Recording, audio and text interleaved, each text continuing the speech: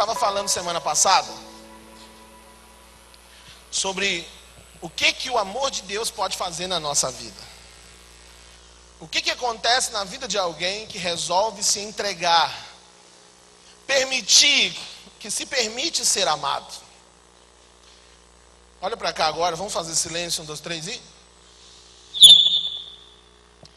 Porque a grande questão é você permitir que esse amor te alcance. É você permitir isso. Jesus foi um filho que confiou no amor do Pai por ele. Ele confiou. E ele, porque ele confiava, uma das demonstrações da sua inteira confiança, olha para cá, é que Jesus vivia reafirmando para os discípulos a respeito do Pai. Então para Jesus era muito claro, ele era um filho que andava em plena convicção do que era o amor do Pai por ele. Nós, se quisermos ter uma vida cristã saudável, nós precisamos caminhar com essa inteira convicção. Nós vamos viver declarando isso. Jesus, quando estava com os discípulos, conversando na sua comunidade, ele dizia constantemente: tudo o que eu tenho dito a vocês não vem de mim mesmo. Tudo que eu tenho dado para vocês flui do meu Pai, flui dele, não de mim. Jesus tinha tanta certeza, tanta convicção a respeito desse amor, que ele sabia, ele vivia reafirmando isso. Ele vivia demonstrando isso nas suas atitudes. Ele vivia externando isso na sua própria maneira de viver. Não era uma questão apenas de dizer verbalmente: olha, Deus me ama. Porque às vezes a gente diz isso nas canções, numa oração, mas a gente não anda em convicção. E você tem que aprender, eu tenho que aprender, nós temos que aprender a caminhar assim. Essa era a diferença que existia na vida de Jesus. Ele não simplesmente ele declarava que era amado, ele vivia como alguém que era amado. Isso faz toda a diferença. Isso é algo que acontece na vida daqueles que aceitam, que recebem esse amor. Lembra que eu falei de Jacó? Jacó teve um encontro com o anjo no momento de crise da vida dele. No momento crítico da vida de Jacó, ele se encontra com o anjo. E ele começa a guerrear com esse anjo. Imagina você, o anjo se encontra com você. Você tem a oportunidade de pedir para ele o que você quiser. O que você ia pedir?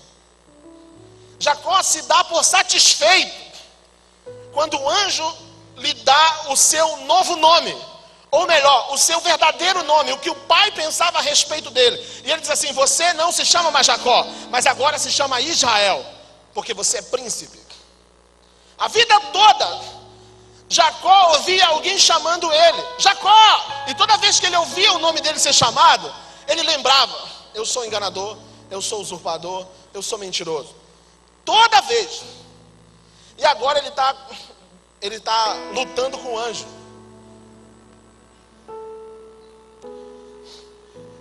E ele nem entende que o anjo estava ali para transformar algo na vida dele. Ele, ao invés de receber o que o anjo veio trazer, ele brigou com o anjo. Pois bem, mas o que eu acho interessante é que porque hoje a gente tem uma concepção de bênção um pouco equivocada, né? O anjo disse assim: eu vou te abençoar. Jacó disse: eu não vou deixar você ir sem me abençoar. E essa palavra abençoar assim, a gente adora, porque a gente pensa logo assim, algo material. A gente pensa logo em fazer assim, aquela corrente que eu não tenho nada contra, acho que é bênção. Mas a gente cria muito aquele lado místico assim, que um relacionamento com Deus baseado apenas nessa troca e nessa coisa de buscar apenas o que Ele pode dar com as suas mãos. E volta a dizer, não tem nada de errado, porque Deus ama abençoar os seus filhos. Mas a gente precisa entender o que é a prioridade, o que é a base fundamental de um relacionamento com Deus. E isso Jacó entendeu. Porque ele diz assim: eu quero que você me abençoe. E o anjo troca o nome dele. E para ele aquilo foi a bênção maior. Porque quando você identifica a sua verdadeira identidade, quando você se dá conta da sua real identidade, tudo muda para você. Quando você sabe quem você é, isso faz toda a diferença. Jacó mudou a maneira de andar, de viver, de perceber as coisas. Sua visão de mundo mudou. Porque agora ele era príncipe. Você precisa se dar conta da sua identidade. Diga para a pessoa que está do seu lado. É de fundamental importância que você se dê conta de quem você é. Diga, você é um príncipe. E você é uma princesa. Diga, a realeza tem uma maneira própria de viver. Como é que os reis vivem? Olha para cá. É diferente.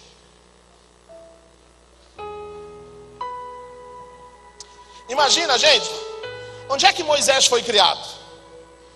Moisés foi criado no palácio de Faraó. Depois ele vai ser conhecido como libertador de escravos. Não é isso? Ele vai libertar o povo de Israel. Mas quem era Moisés antes disso? Ele nasce um hebreu, mas ele vai por um propósito de Deus para dentro da casa de Faraó. Para quê? Para ser criado com uma mentalidade de realeza. Porque um escravo não pode libertar outro escravo. Você não pode liderar ninguém se você tiver uma mentalidade de escravo. Você não pode mudar a vida de ninguém se você pensa como escravo. Mas onde é que Moisés foi parar? Ele foi parar dentro da casa de Faraó. E ele foi criado como rei. Imagina, você conhece alguém que conta piada sem graça? Não tem gente na célula que conta, ele acha que ele é engraçado. Aí você fica olhando e diz assim, poxa, coitado do irmão, vamos rir aqui para... Você tem um amigo que é assim na escola, tem gente que acha que é engraçado, não é verdade? Gente, vamos falar sério aqui, é horrível quando uma pessoa acha que é engraçado e ela não é, né? O clima fica horrível, porque ele quer que todo mundo ache graça, mas não tem razão. Olha pra cá, nos três, hein? Mas pensa Moisés contando uma piada no palácio. Meu irmão, se não tivesse graça, todo mundo tinha que rir, ele era o príncipe. Moisés nunca teve problema com desprezo. Ele nunca soube o que é ser tratado de banda, assim, ó. Você não é muito querido, não, Moisés. Ele nunca soube o que era isso. Porque ele era realeza. E a realeza onde chegava, primeiro lugar, sabe quem é? Isso tudo é seletivo. Porque ele era príncipe, a cabeça dele era assim. E é por isso que ele pôde libertar o povo. Por quê? Porque ele cresceu com uma definição muito clara a respeito da sua identidade. Quando você sabe quem você é, isso muda tudo. Isso faz toda a diferença na sua maneira de caminhar, na sua maneira de se relacionar, na sua maneira de planejar o seu futuro. Você muda a sua postura dentro do seu emprego, dentro da sua escola. Você muda a sua postura em relação a lidar com as finanças. Você muda tudo, porque você agora pensa conforme a identidade que Deus projetou para você. Realeza, príncipe. É isso que o amor de Deus faz com a gente. Quando você recebe esse amor, quando você aceita ser amado por Deus, é isso que o amor de Deus faz com a gente. Ele devolve para nós a nossa verdadeira identidade, aquilo que Ele pensou e pensa a nosso respeito. Você precisa saber disso. Alguém precisa te dar essa notícia. Alguém te disse que você é tal coisa, mas você precisa receber a notícia a respeito daquilo que Deus pensa sobre você. Você tem que contar a eles. Você tem que contar para todo mundo. Existe uma identidade que Deus tem a seu respeito. E você precisa conhecer ela. Quando a gente aceita o amor de Deus, Ele faz isso com a gente. Ele devolve a nossa identidade. Uma outra coisa. O seu amor por nós faz com que Ele vá até as últimas consequências.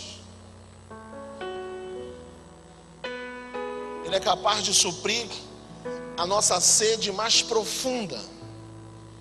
Ou seja, quando você recebe o amor de Deus, você passa a perceber um nível de amor que você nunca conheceu e nunca vai experimentar aqui na terra.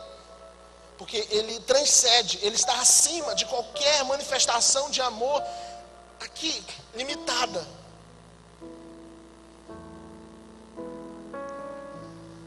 Quando eu falo sobre isso, eu lembro de uma mulher que todo mundo conhece aqui, ou a maioria. Ela está lá no capítulo 4 de João, a mulher samaritana. Ela vai contar aos amigos dela sobre uma água viva que ela achou. Ela então testemunha o encontro dela com o Messias. E ela convida esses amigos para encontrá-lo. Por quê? Porque ela descobriu a salvação? Será que foi por isso? Sabe, porque Jesus, presta atenção, porque ele sentiu sede. Se não fosse a sede de Jesus, ele não teria ido ao poço com aquela mulher. Ele realmente sentiu. Mas por que Jesus sentiu sede? Porque o Filho Divino, o Criador dos céus e da terra, se esvaziou da sua glória e desceu como um mortal, vulnerável. Ele se fez homem. Ele se tornou alguém vulnerável, um ser humano. Nasceu como uma criança. Sabe por quê? Para poder vir ao meu encontro e ao seu encontro. Ele passou a sentir necessidades humanas, inclusive ficar com sede. Se ele não se fizesse homem, ele nunca poderia ter essa sensação. Mas ele teve. Porque o Rei dos Reis, o Senhor dos Senhores, resolveu ficar sedento. A mesma sede que ele sentiu na cruz, quando ele estava pregado, e o guarda foi atender um pedido e levou para ele vinagre, mas Jesus teve sede ali também. Aquela sede foi uma sede terrível, porque ali Jesus estava afastado da sua, pela justiça de Deus.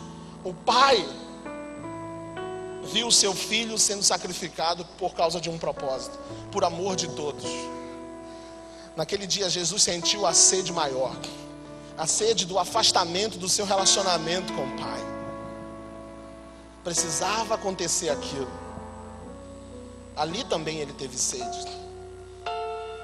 O Senhor dos Senhores, porque nos amou, foi até as últimas consequências. É isso que o amor de Deus é capaz de fazer por mim e por você. Ele não mede limite. Ele vai até onde for preciso. Ele vai até a última consequência. Ele vai atrás.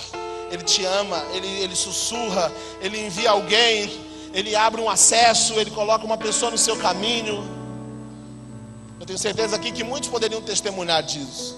E poderiam dizer assim: o que seria de mim se eu não tivesse encontrado esse amor? Mas ele encontrou você.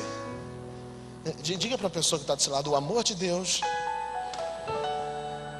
encontrou você. Diga para essa pessoa, diga: sabe por quê? Porque o Rei dos Reis, o Senhor dos Senhores, o Todo-Poderoso, aquele que reina sobre os céus e sobre a terra, ele resolveu sentir sede. Sabe quando você sente sede na sua casa? Porque você tem necessidade de uma água.